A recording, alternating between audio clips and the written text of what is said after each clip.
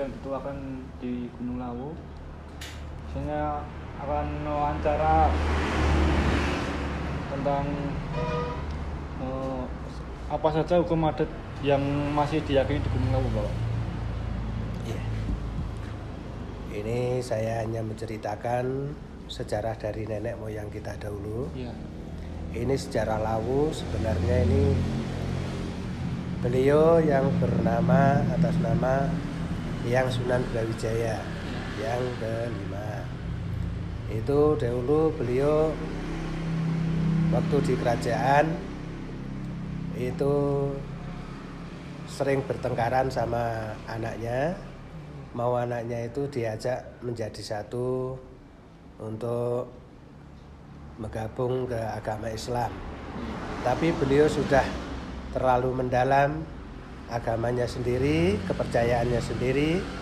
Jadi beliau tidak mau bertengkar sama anak. Akhirnya anak itu beliau yang Sunan Brawijaya memutuskan diri untuk keluar dari kerajaan, lalu pergi lewat Ceto. Disitulah di Candi Ceto itu beliau istirahat di situ, lalu mendirikan candi itu.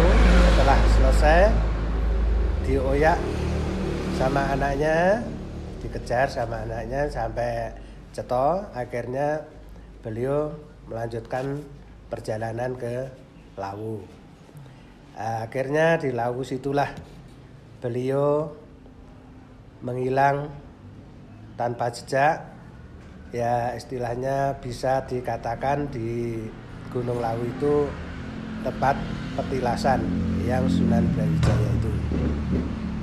Selanjutnya sampai sekarang beliau diuri-uri sama semua warga, semua orang yang mau membutuhkan sama beliau itu untuk mendatangi ke tempat pertapaan atau tempat petilasan yang Sunan Brawijaya itu.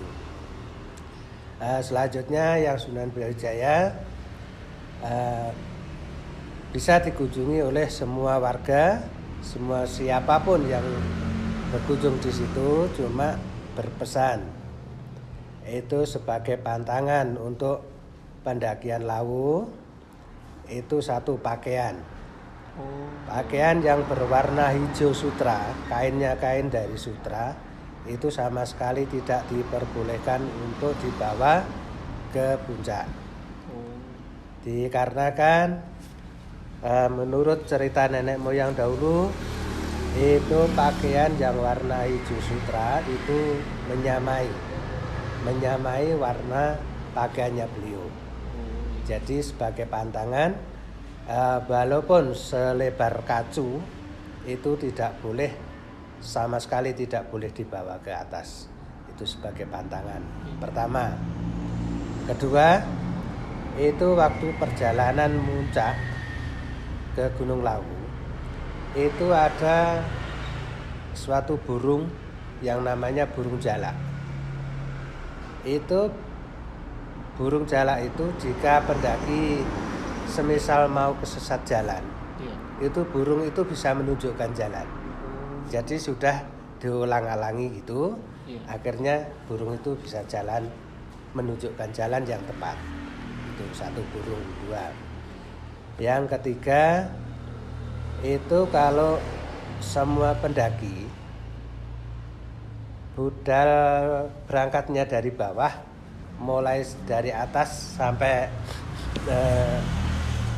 ke jalan yang terlalu nanjak, itu jangan sekali-kali mengatakan capek, atau jangan sekali-kali mengatakan wilayahnya kok masih jauh. Itu jangan.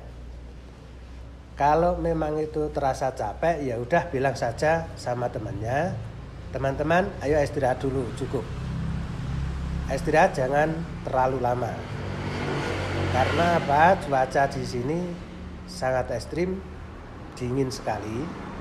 Kalau istirahatnya terlalu lama, itu nanti akan menjadi beban berat untuk menjalankan pendakian lagi. Gitu. Sebaiknya jalannya itu tidak terlalu buru-buru, tidak terlalu tergesa-gesa, santai tapi tetap berjalan. Itu yang paling enak. Jadi nanti pandangan walaupun ini tempat yang dituju Argodumilah itu masih jauh, jangan dikatakan jauh. Nanti kalau mengatakan kok masih jauh banget ya, tinggi banget ya, itu malah nggak nyampe itu nanti gitu. Mending jangan dikatakan, kalau yes pokoknya sambil jalan lah santai gitu, nanti tahu-tahu sudah nyampe. Selanjutnya, apakah hukum tersebut masih relevan di masa sekarang ya Pak? Hukum tersebut ya. Masih Mas, hukum itu masih ya, hukumnya hukum alam itu ya. Hukum alam yang berkaitan dengan gaib yang di atas itu. Jadi semua pantangan itu tadi kalau memang dilanggar itu jelas sekali itu nanti akan terjadi sesuatu. Terus apa saja aturan dan pantangan adat yang wajib dipatuhi oleh pendaki Pak? Ya itu yang wajib dipatuhi.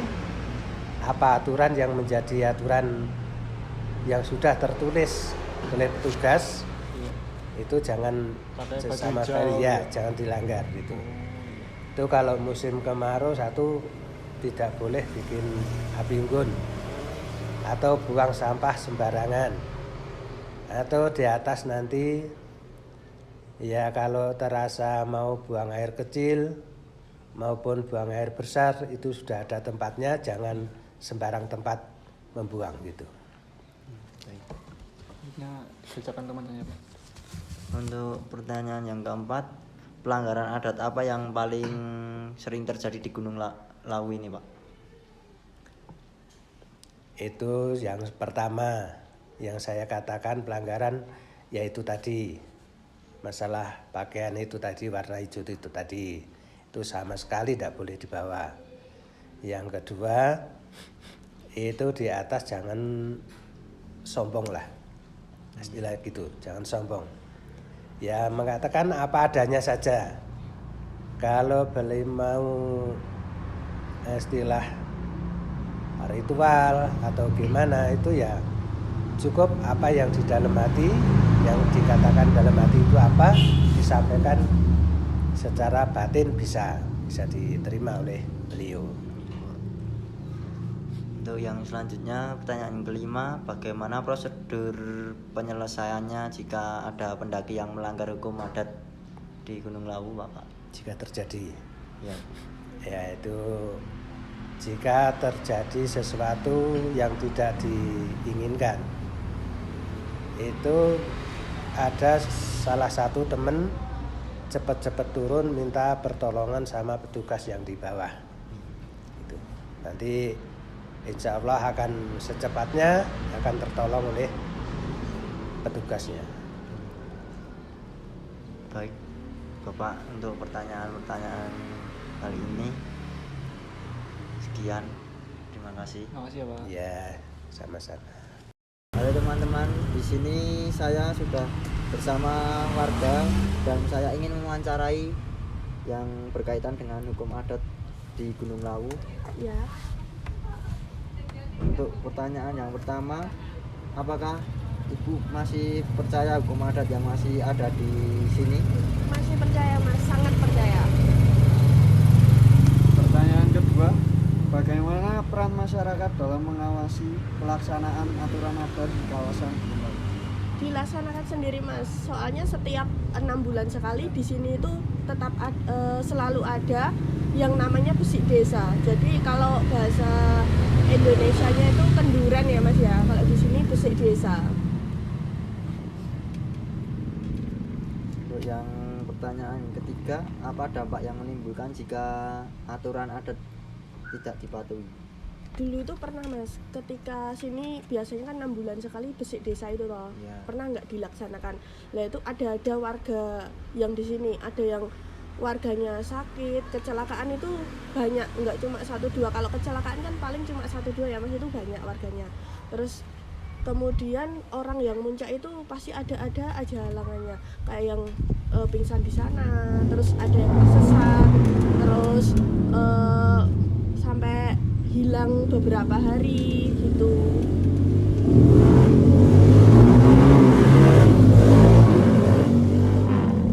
Untuk pertanyaan yang keempat, menurut Ibu apakah hukum adat masih relevan diterapkan pada pendaki saat ini? Iya Mas, wajib.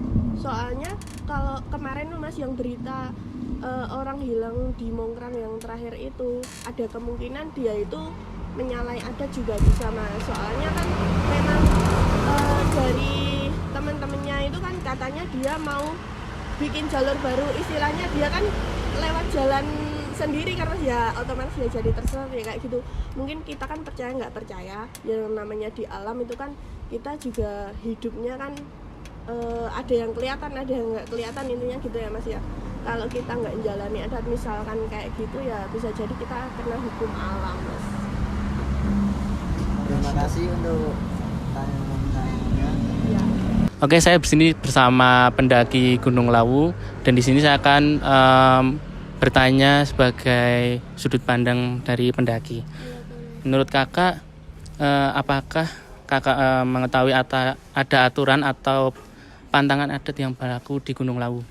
Kalau mengetahui ya dikit-dikit Mas ya mengetahui. Jadi kayak pantangannya mungkin ya nggak boleh ngomong kasar di gunung. Terus juga maaf ya kalau perempuan menstruasi hari pertama itu nggak boleh. Terus kayak bikin gaduh kayak gitu juga nggak boleh. Karena Gunung Lawu kan gunung tinggi juga ya Mas ya. Jadi sakral juga lah gitu. Terus yang pertanyaan kedua, pelanggaran adat apa yang sering terjadi, yang sering dilanggar oleh pendaki? Itu apa aja, Kak?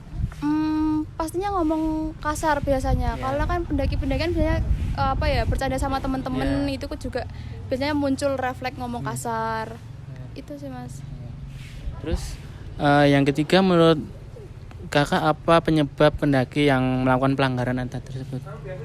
Mungkin kurangnya literasi buat membaca peraturan gunung itu juga bisa jadi penyebabnya juga melanggar. Ya mungkin segitu aja pertanyaan dari saya. Terima kasih ya Kak. Ya, sama-sama.